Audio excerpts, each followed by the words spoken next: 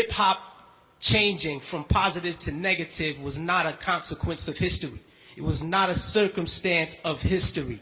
It was nothing that just happened on its own. It had nothing to do with the changing of the times. It had nothing to do with that. It had everything to do with the fact that there are people in this particular society who wants to see us exactly where we are.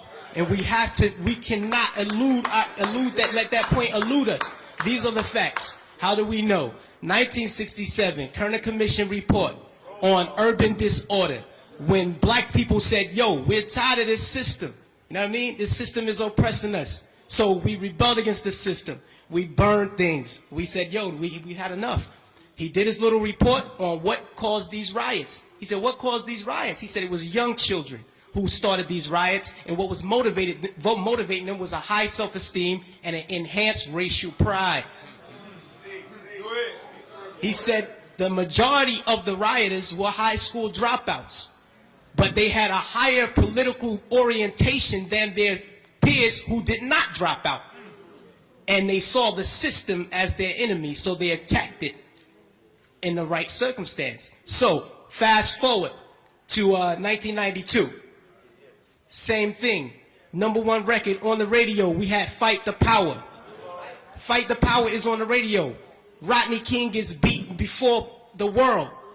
The black youth rebelled against the system. Again, they did it again. And why? What primed them? Positive hip-hop. Primed them. Fight the Power. X-Clan. Brand Nubian. You had these groups out here who were pushing, who were politically orienting black kids in the right direction, giving them the proper prompters that they needed so that they can respond properly to oppression. All right? In 1967, when the riots happened, he saw that the self-esteem and the racial pride was fueling this. So he said, how do I bring that down so that they will not riot? And what he did, he flooded the airways with black exploitation movies. Nigga Charlie and the Return of Nigga Charlie. These were movies. Hip-hop didn't start calling people niggas. We had Shaft. We had Coffee.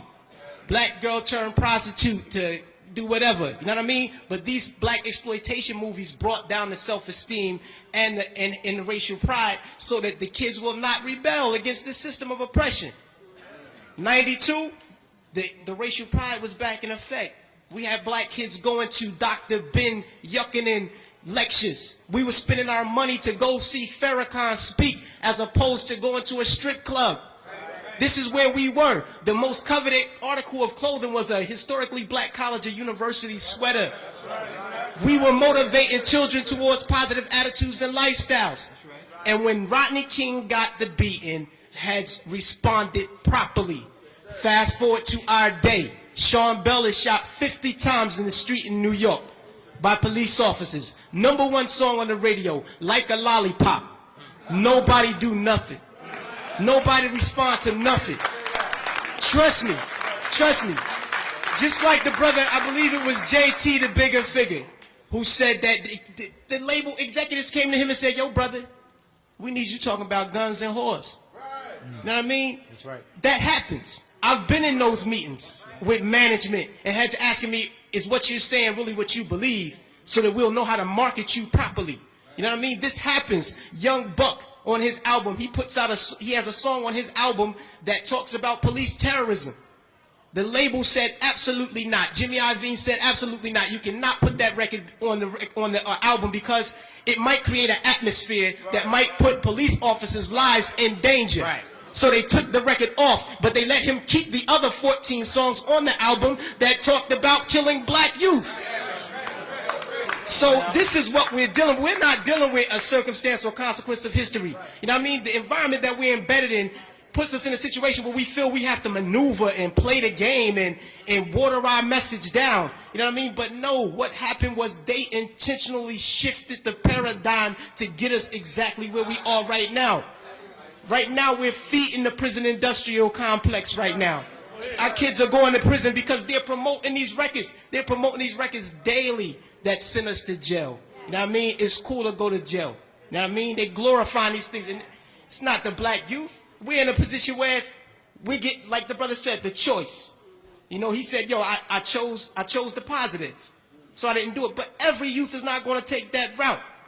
I know I come from the projects, grew up in the projects all my life.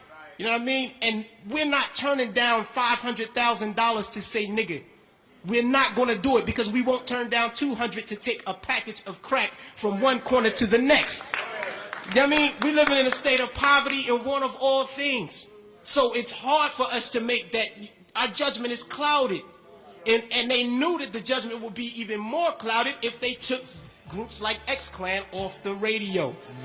This is just what it is. And until we start to deal with the environment that's shaping the behavior, we'll never get to the next